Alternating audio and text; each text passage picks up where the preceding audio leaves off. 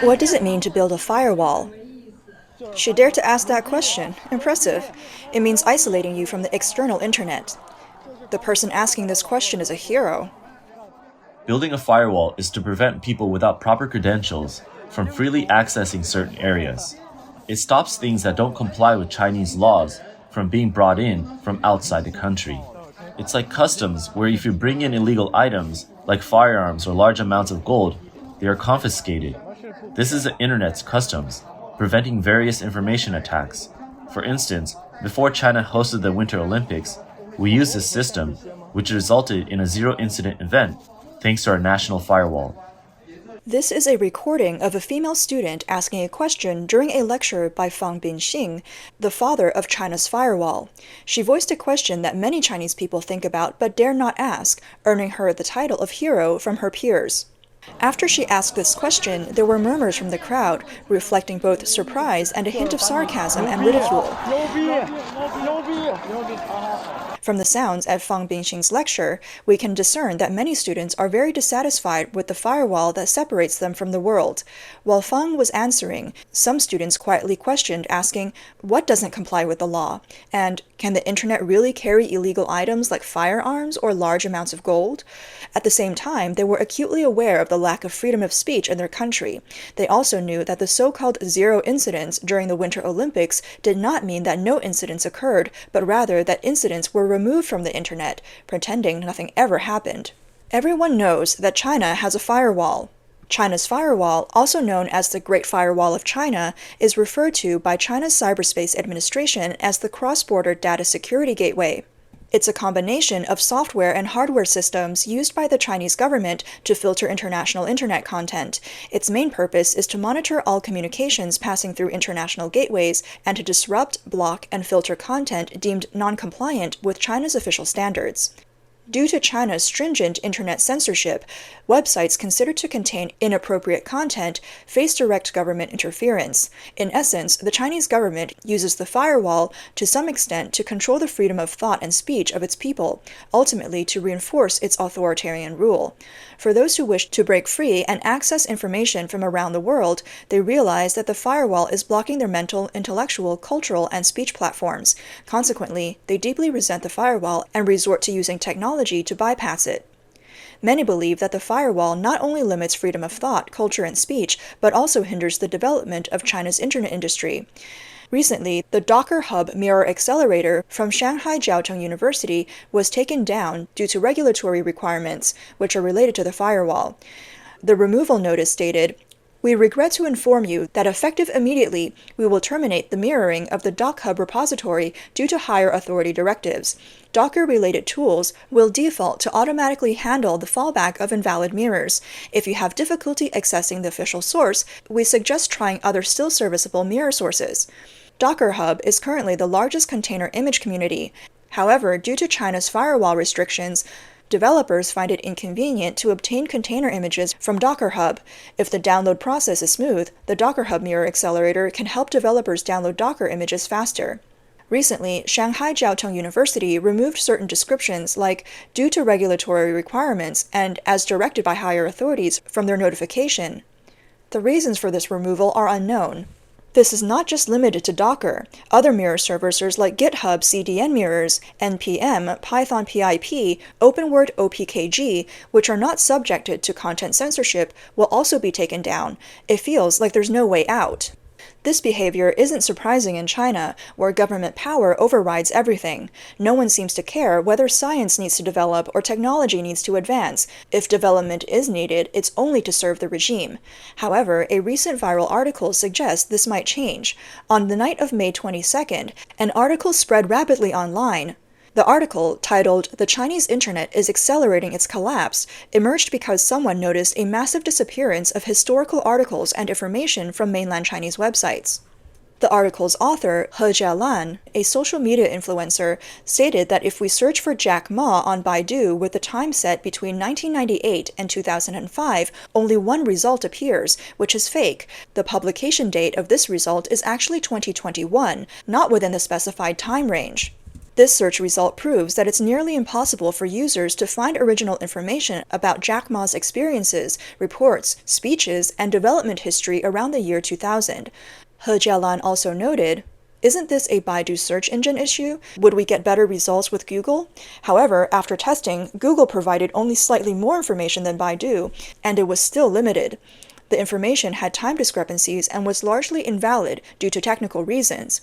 Perhaps because Jack Ma is a controversial figure, his information is not easily accessible for some unspoken reason. After testing various websites, names, and time periods, He Jialan found a shocking pattern. Almost all Chinese websites and personal sites from that era have had their information completely disappear before a certain year. Even Sina, which still has some information from over a decade ago, has lost about 99% of its content. He Jialan concluded, "Do you realize the serious issue at hand? The Chinese internet is gradually collapsing. The content from the pre-mobile internet era of the Chinese internet has nearly vanished. We thought the internet had memory, but it turns out it has the memory span of a goldfish." Netizens resonated with the article and shared their thoughts as well. One notable comment comes from Professor Nie Hui, a professor at Renmin University of China. He noted on Weibo, "The Chinese internet is accelerating its collapse. This is the most shocking article I've read recently. I used to have blogs on Sohu and NetEase, and now they're all gone. How can we develop large models with such an internet information base? In the information age, nothing is more terrifying and consequential than the reduction of information." Another netizen shared his thoughts in a video. Last night, I saw the topic, "The Chinese internet is collapsing." I've discussed this with friends before. The conclusion of this topic is correct and accurate.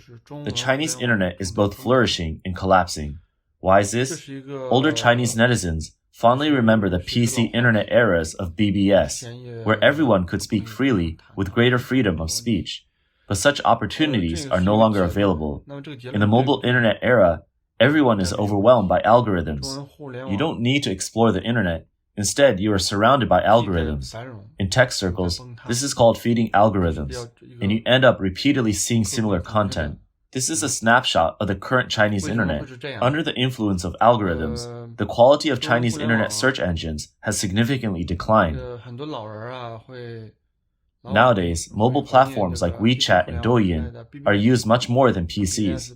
The use of PCs has drastically declined, and the amount of information being searched has plummeted. This prevents search engines from freely crawling Chinese information. The information that search engines can capture is now just a tiny fraction. In this situation, search engines become less effective.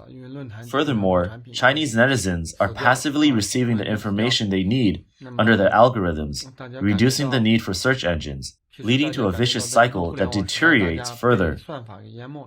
These are technical perspectives on the collapse of the Chinese internet. However, there is speculation that the Chinese government is behind all of it.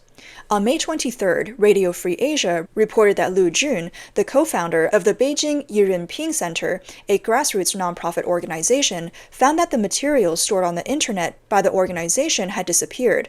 They discovered that many cases from their public welfare activities had vanished due to internet censorship. He Jialan mentioned, "The loss of internet information is a significant and common problem. The loss of information written in simplified Chinese is a particularly distinctive feature. This is because the Chinese Communist Party, CCP, plays a crucial role in information control and internet censorship." In his article, He Jialan also discussed the reasons behind the rapid disappearance of historical articles and information on the Chinese internet.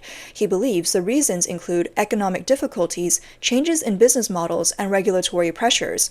He wrote, "The regulation of internet information has evolved from non-existent to stringent, from lenient to severe, and from severe to even more severe. Content that was once legally permissible later became non-compliant with regulatory standards. Previously acceptable gray area content was later classified as black. All such content gets directly cut off." There are numerous examples of information disappearing due to CCP internet censorship. Recently, the stage play adaptation of the novel The Flowers of War by Chinese-American writer Yang Geling began touring in China.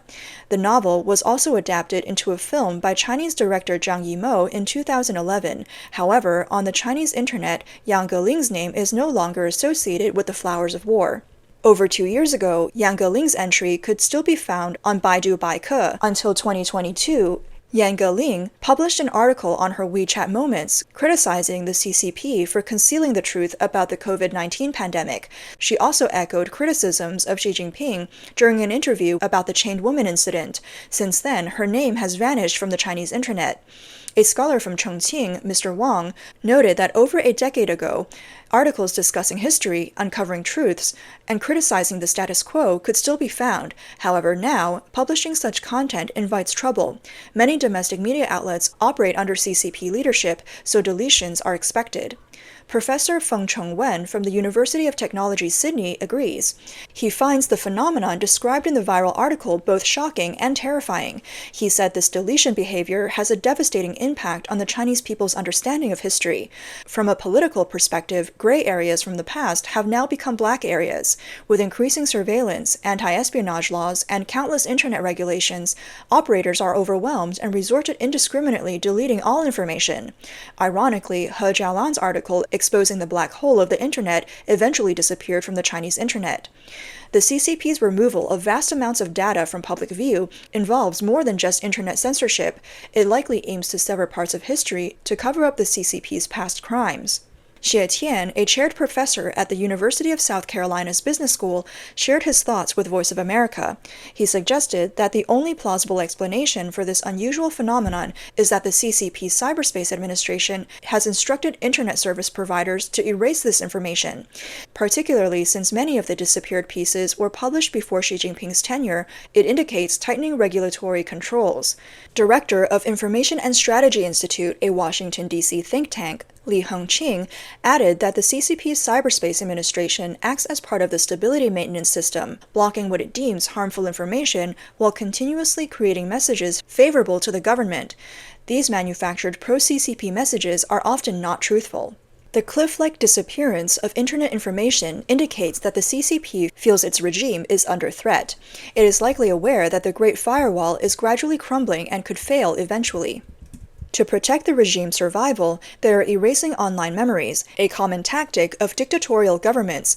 While information is disappearing, incidents of data leaks have not ceased. On May 14th, according to China's Daily Economic News, a platform named Tangkeiso was found massively selling personal information of entrepreneurs, claiming to cover over 200 million company databases and over 1 billion contact leads. Another platform, Li Xiaoyun, also sells personal information of entrepreneurs, claiming to cover 2.7 billion business registration details and over 530 million contacts, and is listed on the Shanghai Data Exchange. Numerous entrepreneurs' phone numbers were found for sale on the Li Xiaoyun platform.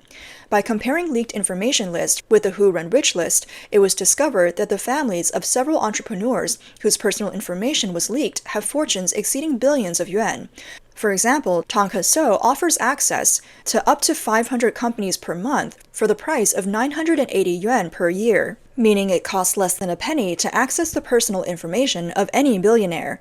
More disturbingly, Li Xiaoyun's sales personnel claimed that the 2.7 billion pieces of business data are officially recorded. The business cards of some salespeople even use Tencent's official logo because Tencent has a minority stake in the company, owning less than 9%. Not only Tencent, but also state-owned enterprises have invested in this company. The National SME Development Fund, led by the Ministry of Finance and other government bodies, holds over 4% of the company's shares. The Ministry of Finance is the largest shareholder, with a 42.66% stake.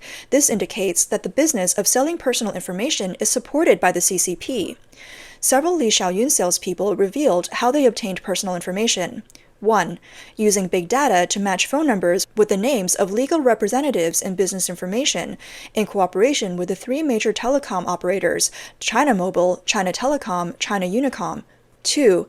Paying major platforms for information. 3. Using big data and hyperlink analysis to capture information from various platforms. However, after these revelations, China Mobile and China Unicom both denied selling users' personal information. Regarding such incidents, Gao Fei, A lawyer at the Shanghai Baigu law firm stated that these platforms' large-scale collection and sales of entrepreneurs' phone numbers violate personal information protection laws and the criminal law, constituting the crime of infringing on citizens' personal information. Additionally, if hackers were involved in obtaining information through database collisions, it could also constitute the crime of sabotaging computer information systems. If the CCP and the three major telecom operators are indeed involved, it could be a clear case of violating the law. However, under CCP rule, the truth may be challenging to uncover.